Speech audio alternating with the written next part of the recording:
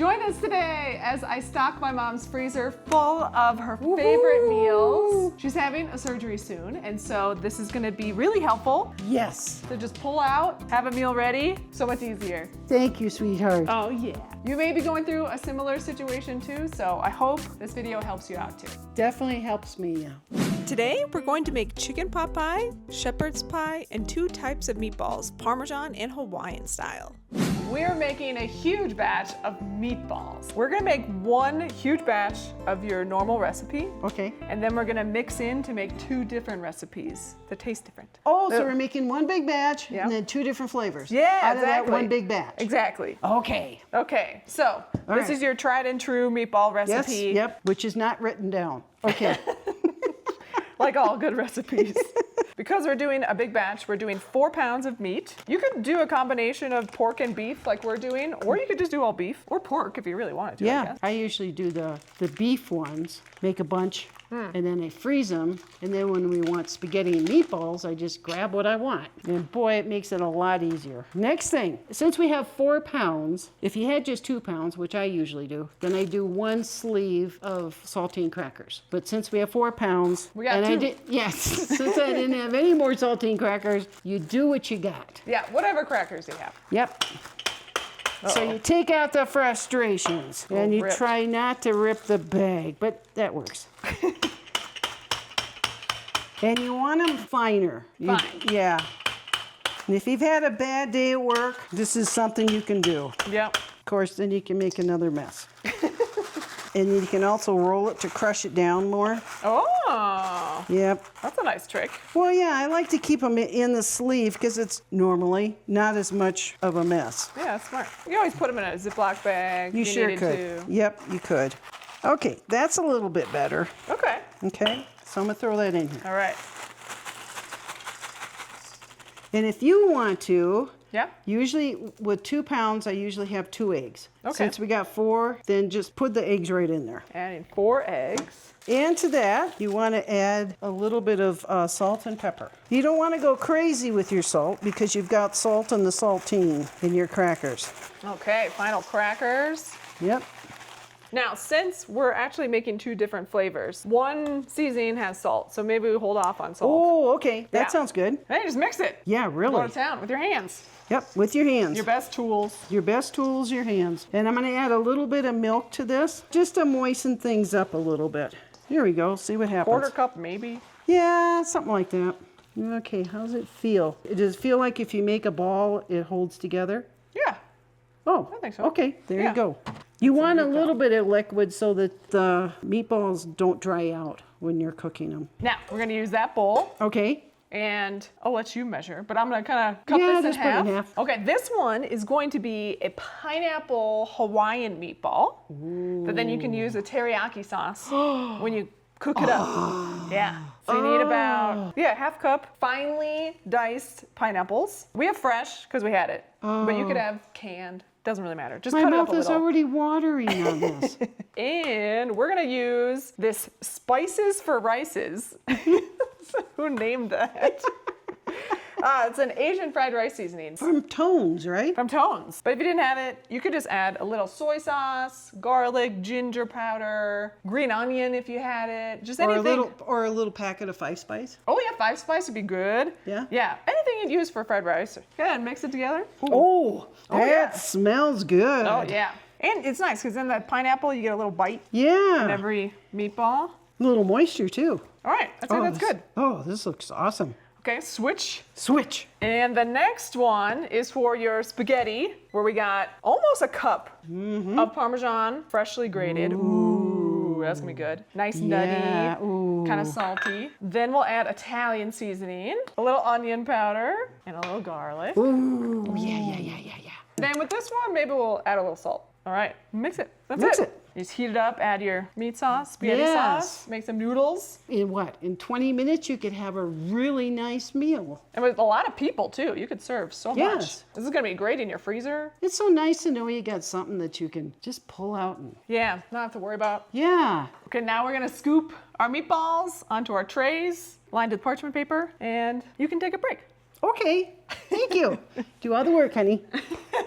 This looks like a lot of work, but it's actually so much easier to cook a large volume once than having to cook and clean multiple times a week. It helps to have everything in your freezer, and when you don't have the time or energy to cook, you just pull it out and have it ready. Whew, we got all our meatballs ready. They go into a 350 oven for 30 minutes.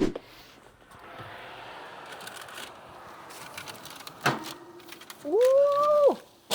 Ooh, our meatballs look so good. All right, to start our chicken pot pie, we add half a stick of butter. Melt that down. Add a half a cup of onions. I'm using frozen. Just such a good hack. You can just have it ready in your freezer. And cook these onions until they're translucent.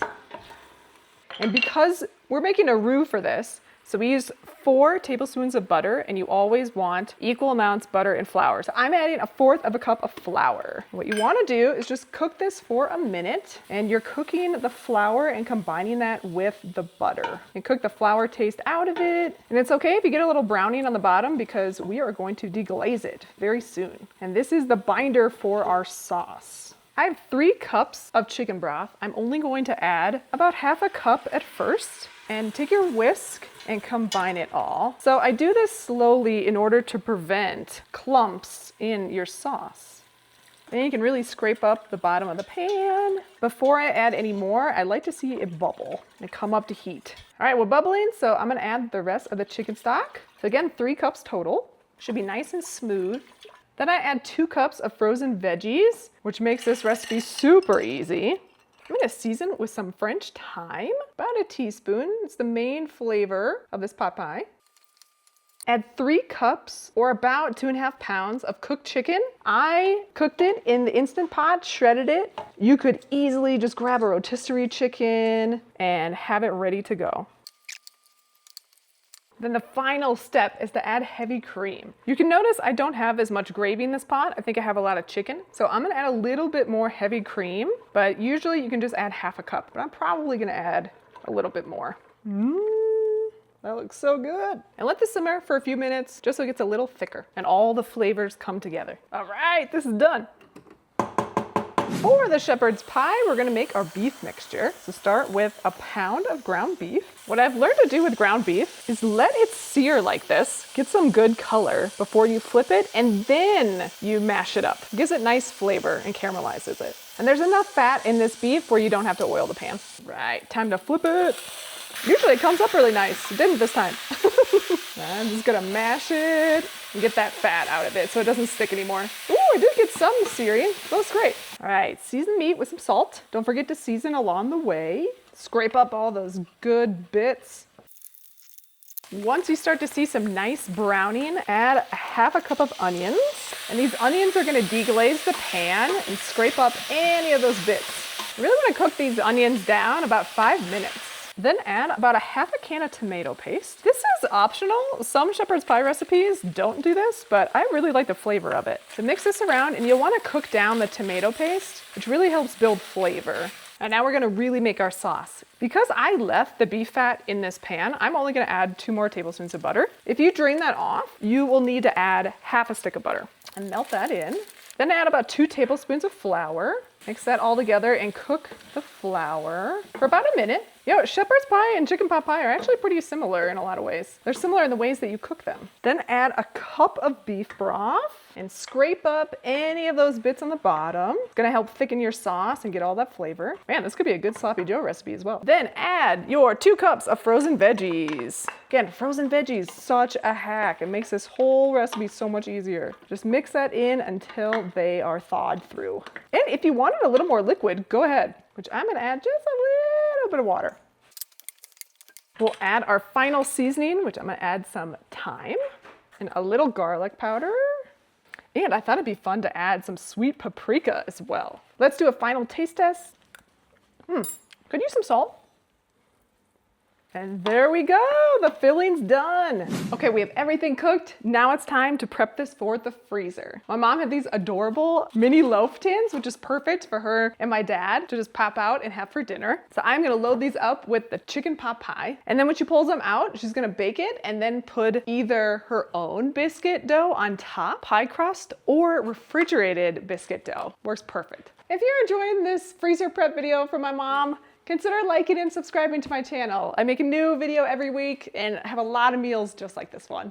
I have my brother's dog here to help me. Oh, this is so awesome. We're getting so many meals. Now let's do the shepherd's pie. The important part of shepherd's pie is the mashed potatoes that goes on top. I happen to have this already made. It was left over from our dinner last night. If you want to make this fresh, you just need 2 pounds of mashed potatoes, however you like to make it. I love mine with Parmesan cheese, butter, even cream cheese, sour cream, just load it up. The tastier the mashed potato is, the better the shepherd's pie is gonna be. All right, time for the mashed potatoes. I'm gonna put a nice big scoop and then I will spread it around after. These were so good last night. To make it a little fancy, I'm gonna sprinkle thyme on top. And then for our meatballs, I'm gonna package them in bags that are perfect for one dinner so they can just pull it out, have it ready to go, don't have to worry about breaking them up or anything. Ooh, these pineapple meatballs look so good. 11 meatballs were requested, so I'm putting 11 in a bag. And when you do this, don't forget to write on the bag what it is. You think you'll remember and you won't. These little guys do the best in the freezer when you first cover them with plastic wrap and then aluminum foil. Helps prevent freezer burn. And you do want to let these cool completely before you freeze them. It's really nice to be able to make this for my parents and just know that my mom has her surgery. It'll just be way less stress for them. So all of these are ready, prepped for the freezer. Yes. All you have to do is pull it out, bake it. Just pull it out and yes, this is wonderful. Yeah, well, thank you so much for hanging with me in the kitchen. Hope this video was helpful and we'll see you next week. In the meantime, check out the other videos that are recipes just like this. See you next time. Bye.